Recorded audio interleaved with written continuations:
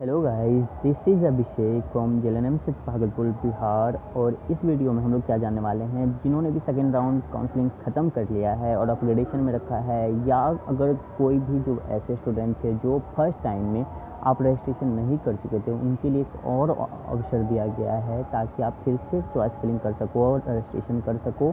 और इस वीडियो में हम लोग कंप्लीट जानने वाले हैं कि राउंड थर्ड में कौन कौन एप्लीकेबल है जो फिर से रजिस्ट्रेशन कर सकते हैं, किसको अपग्रेडेशन का मौका मिलेगा और किसको जो है जो कॉलेज मिलने के चांसेस हैं इस बार में। ठीक है, तो कंप्लीट देखेंगे, फिर इसके बाद हम लोग सीट मैट्रिक्स का एनालिसिस कर लेंगे। तो सबसे पहले देख लेते हैं कि कौन कौन जो है थर्ड राउंड के लिए एलिजिबल है।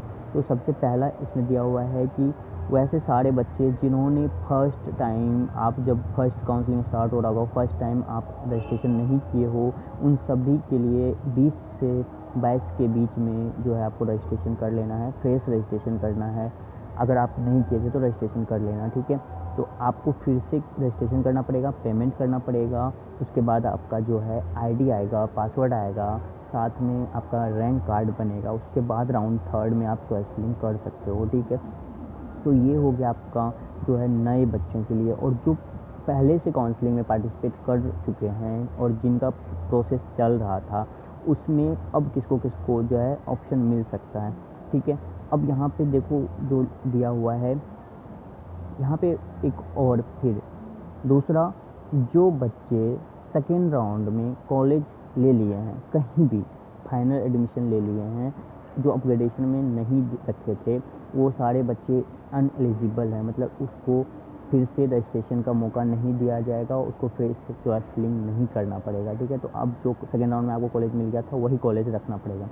दूसरा, जो बच्चे सेकेंड राउंड में, आप सेकेंड राउंड में पार्टिसिपेट किए थे, आपको कॉलेज मिला था, लेकिन आपने क्या किया, जो सिक्योरिटी डिपॉजिट है उस सिक्योरिटी डिपॉजिट को जो है फॉरफिट कर लिया और आपने कॉलेज से रिज़ाइन दे दिया। आपको कॉलेज तो मिला था, आपने रिज़ाइन दे दिया। वो सारे बच्चे फिर से आप पेमेंट करेंगे, जितना पेमेंट का रुपीज़ है वो आप पेमेंट करेंगे, फिर से आप फ्रेश चॉइस फिलिंग कर पाएंगे। ठीक है, तो रजिस्ट्रेशन आपको नहीं करना पड़ेगा, आप फिर से उसी जो आईडी पासवर्ड पर हैं, आईडी पासवर्ड के साथ आप पेमेंट करेंगे और आप थर्ड राउंड के लिए एलिजिबल हो जाएंगे। ठीक है, नेक्स्ट वो बच्चे जो एलिजिबल होंगे, जो बच्चे सेकेंड राउंड में जिसको कॉलेज मिला था। ठीक है, सेकेंड राउंड में कॉलेज मिलने के बाद आप रिज़ाइन तो कर दिए कॉलेज में, लेकिन आप जो है आपका फ़ी जो है वो सिक्योरिटी डिपॉजिट फॉरफिट नहीं किए थे, वो सारे बच्चे जो हैं थर्ड राउंड के लिए एलिजिबल हैं। उनको बस क्या करना पड़ेगा, उनको बस थर्ड राउंड में जब चॉइस फिलिंग का डेट आएगा तो आप चॉइस फिलिंग जाकर अपनी वेबसाइट पर जो आपका आईडी पासवर्ड है उससे कर लोगे। ठीक है, नेक्स्ट आता है जो बच्चे सेकेंड राउंड में कॉलेज जिसको अलॉट हुआ था और आप कॉलेज में गए, वेरिफिकेशन करा लिए और अपग्रेडेशन में डाल दिए थे, वो सारे बच्चे क्या करेंगे, थर्ड राउंड का जब चॉइस फिलिंग स्टार्ट होगा तो आप फिर से चॉइस फिलिंग को अप डाउन कर सकते हो। लेकिन जो आपका सेकेंड राउंड में कॉलेज था, उसको आप अप डाउन नहीं कर पाओगे या एडिट उसको नहीं कर पाओगे, मतलब ऐड रिमूव नहीं कर पाओगे जो कॉलेज आप सेकेंड राउंड में अलॉट किए थे। ठीक है, और आप बस जो है ऊपर नीचे कर सकते हो, कॉलेज को ऐड कर सकते हो, रिमूव कर सकते हो, लेकिन जो कॉलेज आपको अलॉट हुआ था वो कॉलेज को आप रिमूव नहीं कर पाओगे। ठीक है, तो ये हो गया कौन से बच्चे एलिजिबल हैं थर्ड राउंड के लिए। अब देखते हैं कि इसमें क्या क्या करना पड़ेगा आपको। तो सेम प्रोसेस है, सब कुछ वही है। पहले आपको रजिस्ट्रेशन करना पड़ेगा, उसके बाद आपका जो पर्सनल इन्फॉर्मेशन है वो सब अपलोड करना पड़ेगा, फ़ोटो सिग्नेचर देना पड़ेगा। ठीक है, और उसके बाद पेमेंट करके आपको सबमिट कर देना पड़ेगा। तो फ़ी तो सिमिलर ही है, जो फर्स्ट राउंड में था उतना ही है, तो उसमें कोई चेंजेस नहीं है। उसके बाद देख लो सीट डेट में यहाँ पे मॉडिफिकेशन हुआ है थोड़ा सा, तो सीट मैट्रिक्स तो आ गया है, सीट मैट्रिक्स भी आपको दिखा देता हूँ और उसमें थोड़ा सा आपको आइडिया दे दूँगा। उसके बाद रजिस्ट्रेशन डेट जो है मतलब 20 से, यानी कि आज से स्टार्ट हो चुका है। ठीक है, उसके बाद क्लोजिंग डेट जो है ये 22 को क्लोज हो रहा है।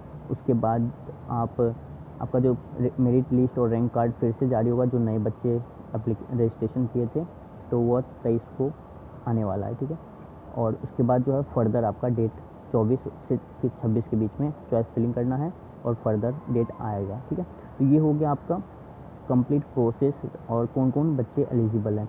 अब आपको मैं सीट मैट्रिक्स दिखा देता हूँ कि सीट मैट्रिक्स में कौन कौन से कैटेगरी में कितना सीट बाकी है और उसमें कौन कौन से बच्चे को फ़ायदा होने वाला है, ठीक है। तो उससे एक रफ़ आइडिया लग जाएगा। तो चलो इसको देखते हैं। सीट मैट्रिक्स में यहाँ पे लिख तो दिया है कि जो बच्चे सेकेंड राउंड में एडमिशन नहीं लिए हैं और जितना सीट खाली है वो सारे सीट पर यहाँ पर शो हुआ है, लेकिन ऐसा नहीं है, क्योंकि जो इतना सारा सीट वैकेंट है गवर्नमेंट मेडिकल कॉलेज में, उसमें कहीं ना कहीं जो बच्चे ऑलरेडी डॉक्यूमेंट वेरिफिकेशन करा चुके हैं और अपग्रेडेशन में ऑप्शन रखे हैं, उन सबको इसमें ऐड कर दिया है। तो सीट मैट्रिक्स में कहीं ना कहीं ये सारा सीट है, ऐसा नहीं है कि ये सारा सीट वैकेंट आपको दिखा रहा है। इसमें बहुत सारे जो सीट है वो ब्लॉक सीट है, मतलब जो अपग्रेडेशन में रखा है तो उसको नील एंड वॉइड माना है, ताकि आप थर्ड राउंड में फिर से अगर जो बच्चे ऑलरेडी अलॉटेड है उनको भी अलॉट तो होना ही है और जो नए बच्चे हैं उनको भी अलॉट हो जाए। तो ये सारा सीट जो है थर्ड राउंड के लिए बताया गया। तो इसमें गवर्नमेंट प्राइवेट मिला के जो है 1093 सीट शो हो रहा है।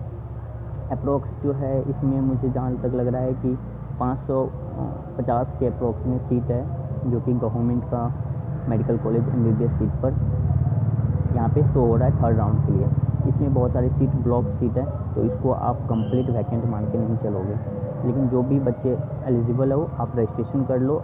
अगर आपको अलॉट होता है तो सिक्योरिटी डिपॉजिट वापस हो जाएगा, अगर नहीं अलॉट होता है तो फिर सिक्योरिटी डिपॉजिट आपका जो वो वापस हो जाएगा। तो ऐसे में आपके पास एक और ऑप्शन मिला है, तो आप फिर से रजिस्ट्रेशन कर सकते हो, पेमेंट कर सकते हो, चॉइस फिलिंग कर सकते हो, ठीक है। तो इस वीडियो में इतना ही। Thank you so much.